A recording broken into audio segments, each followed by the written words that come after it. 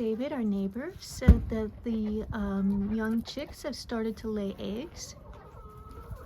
He says it's so cute. He's been sending us photos and their eggs are just a little bit smaller. Actually, even the big chickens, he says they start off having small eggs. I brought some potatoes and spinach and bread for them. Oh my gosh, they love it. They love it. Hi, look at you, handsome boy. Oh my gosh, what is that noise? Okay, be nice. Oh my gosh. It is a beautiful day. It's like in the 60s today. So we had that winter storm about 2 weeks ago, and now it's back to normal. I hope it stays this way. Like potato. Hey, I know. Oh, we'll bring you some more potatoes. Okay. Hi. Hey, sweeties. It's so cute when we leave. They kind of follow us and they want to come with us. Hi. I'm so glad you guys are all doing well, healthy.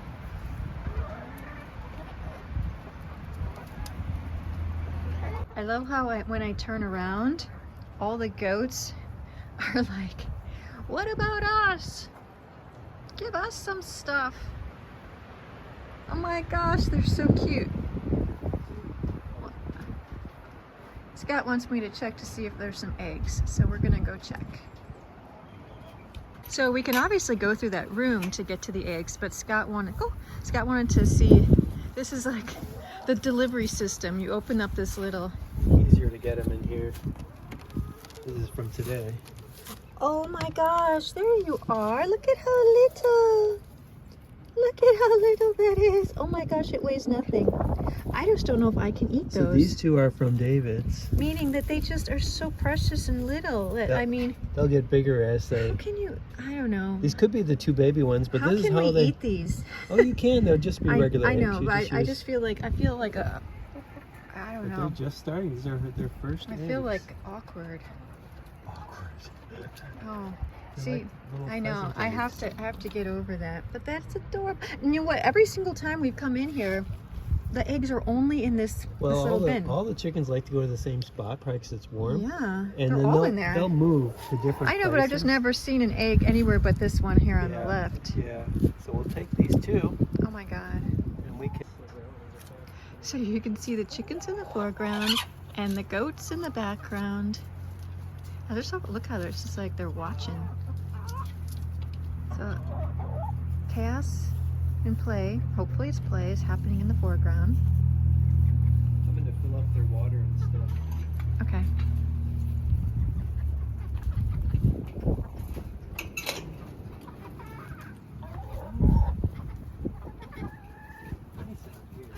It's so pretty today. So we got 2 little tiny eggs from our chickens. Little baby ones. Oh my gosh, and look at how, yeah, Scott says that it's mainly yolk. This is a big one. Now, I feel bad about eating the little ones. I'm gonna see if they get bigger, or maybe these are just from the little baby chickens. The ones that are very, very They're tiny. the little chickens, I think, yeah. Okay, well, Scott, I hope. Look at how orange they are. They're So good very eggs. orange. Farm eggs, yeah. Okay.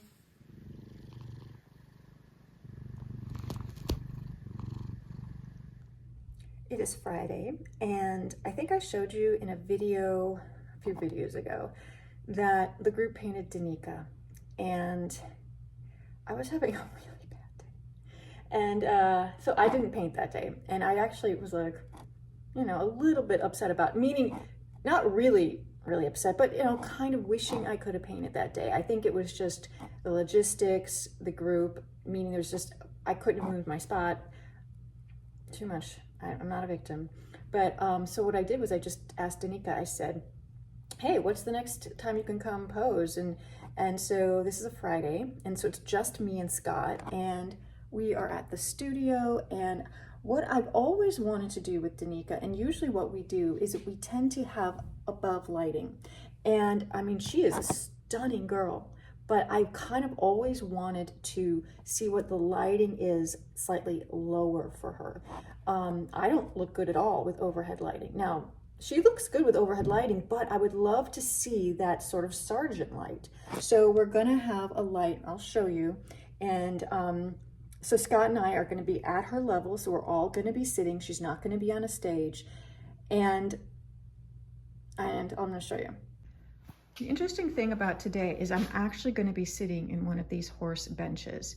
Usually I would be using a prashad with a tripod sitting at a chair.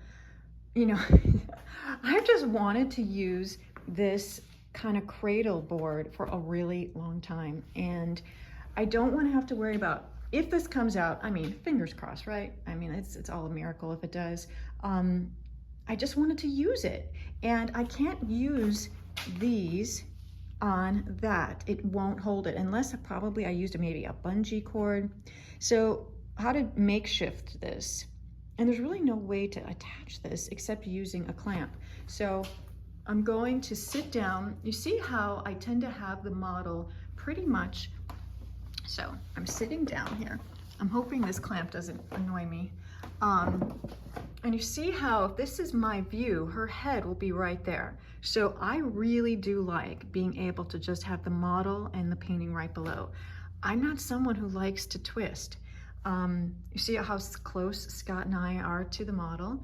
I've blocked some of those lights in the other side of the room. We're gonna have the light lower. Now, since it's just Scott and me, we're gonna test it out. For fun, I'm just putting a video camera up. Like when I do these type of things, you know, it's really maybe more for YouTube than, you know, an actual professional video. I'll also put my phone here for fun. Danika is super fun too. She likes to do time lapses, so maybe she'll give me some of that. I love these palettes. I get these from New Wave, and these are glass. You can get them with gray and white and maybe like a wood. But I love these white glass. And because I'm not using this Pashot, I have a little mini one. I have these in all sizes. And some TV trays, some Gamsol. I'm hoping this comes out. Now I had you know, I think that this was actually a brown color. And then I sealed it with a gray gesso or acrylic. Yeah, no, I just want to use it. So we'll see all the colors that Scott has. Because we don't know what she said she's gonna bring a dress.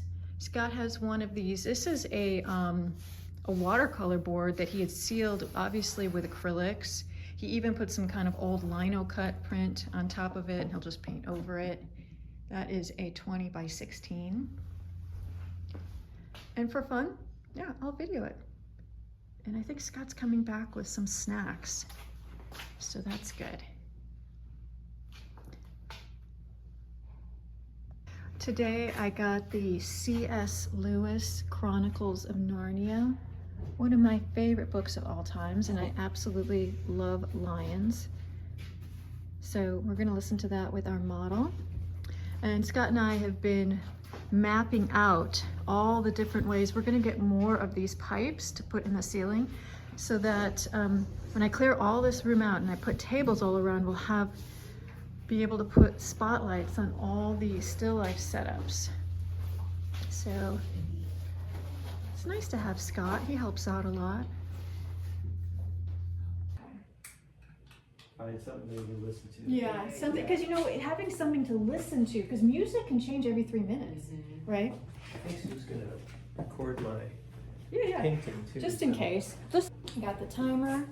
Let me start the book on tape. We'll go for 25 minutes. Oh, Scott, remember I want to take a photo too. Yeah. Right. Yeah, I'm just keeping this right Present here. The Chronicles of Narnia by C.S. Lewis. Look here, he said. How long does this tunnel go on for? I mean, does it stop where your house ends?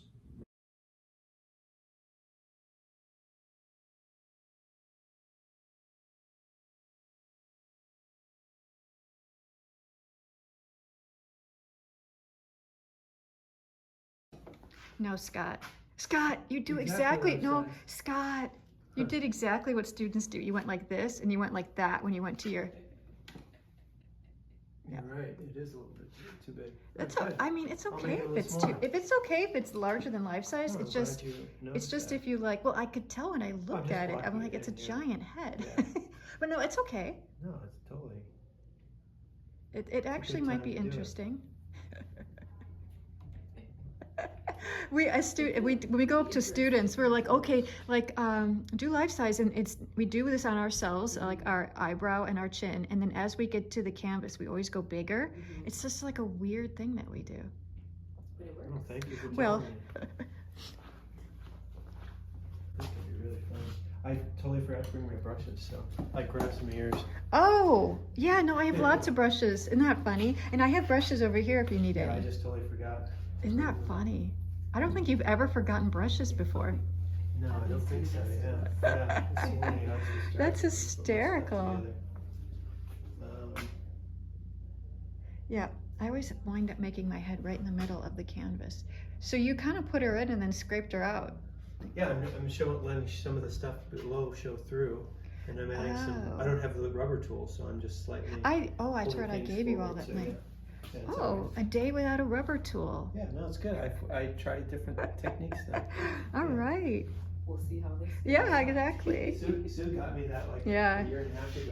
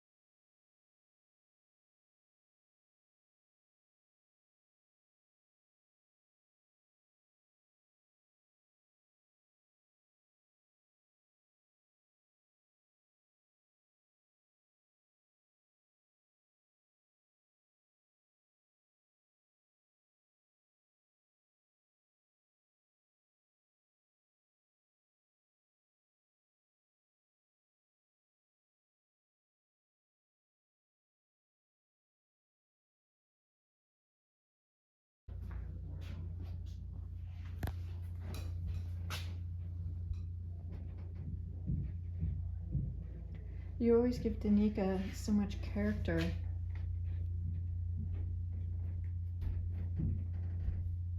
That looks like, it's hard to know how to decide what colors to use when it's all so Yeah, I have so mixed many together. grays and Looks like a big giant stew. yeah, it is. I don't know, it's fun. Fun shapes, yeah. I'm still just using the window light. Very simple. White bowl, yellow apples, orange, little baby orange. I mean, as basic as you can get. I still have to figure out how I'm going to set up my studio so I can do still lifes here. But you see, just basic outline and then starting with the background, starting with darks. Always starting with shadows to kind of, so then you can put your lights next to them. Yesterday, Scott got in the mail the new book by James Gurney and Thomas Kincaid. I mean, look at this press. Look at, they even have like a pamphlet talking about the book. So these are pictures of James Gurney and Thomas Kincaid when they were young, and I mean, I guess they've been friends forever. So it's interesting to look through this. Now, it's all about sketching. So, you know, I guess a lot of times people who want to be artists, you know, they just expand it and remaster. Oh, okay. Stickers and postcards. They have a really good publication behind them. All kinds of news clippings. I did, oh, very cute, a little cartoon to my friend Scott. We met, I mean, I just met him very briefly. I think Scott got to know him a tiny bit more, but I'm pretty sure we met him at the Portrait Society. So, nice book. Let's go through it. I kind of flipped through it, and it talks a lot about sketching on location, how to do figures in motion, people. One of the things that I really did like was just thinking about how to do animals, but it talks about composition. I like this type of stuff. Going to the natural history museums. So anybody who kind of wants to have a little bit of information if you're starting out sketching, talking about, I know that they had a whole thing of materials. A lot of these seem to be very much, I would say, monotone, or, you know, using inks and maybe watercolors. That looks like, oops, that looks like graphite. It's a little bit glary from the light. The different papers, but I love seeing how to like do animals, how to do people in motion. So yeah, it's always nice to, I'm sure books like this, I mean, you just don't even know how much time and effort goes into these. So this is good, talking about perspective. It's very important when you're out, learning how everything has to go to a vanishing point, or else it doesn't look realistic. Very nice. Oh, yep, so now you can do about markers and inks, graphite pens, learning all about the stuff that somebody who has spent their whole life being an artist, you know, what they know. Learning from other people's experience, which is always great. Oh, I love those elephants. So anyways, if you want to check it out, The Artist's Guide to Sketching. I had a request during one of my videos. Someone asked, how do you spray a charcoal? And okay, so one of the first things I want you guys to know is probably, I don't know if there is like a best spray. I mean, I have at least, I have 5 in front of me right now. But the number one thing that I learned from spraying drawings is you have to keep the spray at room temperature. There's just something in it, like the nozzle will get stuck. It will become gloopy as it comes out, but I'll show you how I spray my drawings. These are just 5 sprays that I actually have in my cabinet over there. Probably the one we have used the most is this Krylon. It's a workable fixative. And then there is Grumbacher. This is the one that I've probably used for a long time for pastels strictly. And this is one I learned about on like Facebook or something, people talking about it. It's supposed to be non-toxic, but the one that I kind of am liking a lot is this Krylon Fine Art. So I noticed that when I was using the Krylon compared to, now it's the same brand, right? Krylon Fine Art, Krylon Workable Fixative. Obviously this says workable. So that means that it's not a final fixative.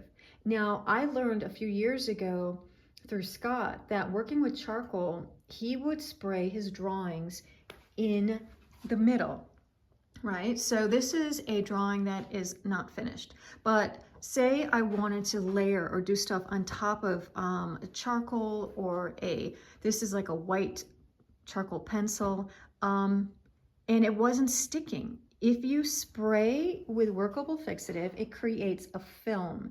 And then what Scott would do is he would do his charcoals, and then once he sprayed it, sometimes it would get a little bit lighter. And then he would do a workable fixative spray, and then he could draw back on top of it. It would, look at my hand, I was spraying with black stuff. Oh my God, I'm such a slob. And the texture, that there like almost be a film on the charcoal. So then he could put layered charcoal on top of charcoal.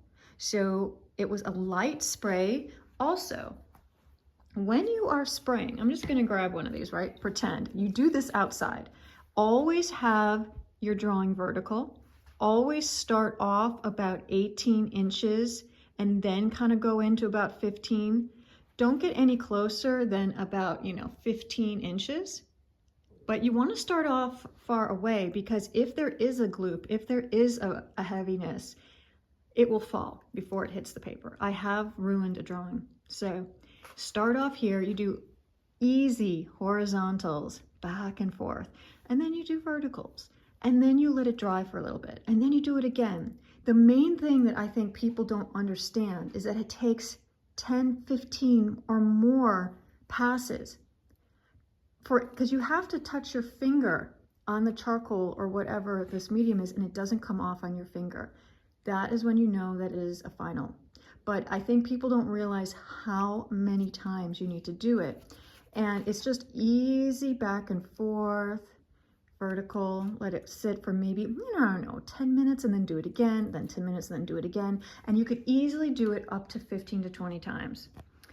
Keep your cans room temperature. They need to be room temperature. If they're cold, they will not work. And test it out. Test out ones for yourself on, old drawings or things that you can use as scrap. And that is how I use my workable fixative or final, or my final. This would be like a final, right? That fine art. So that's how I use mine.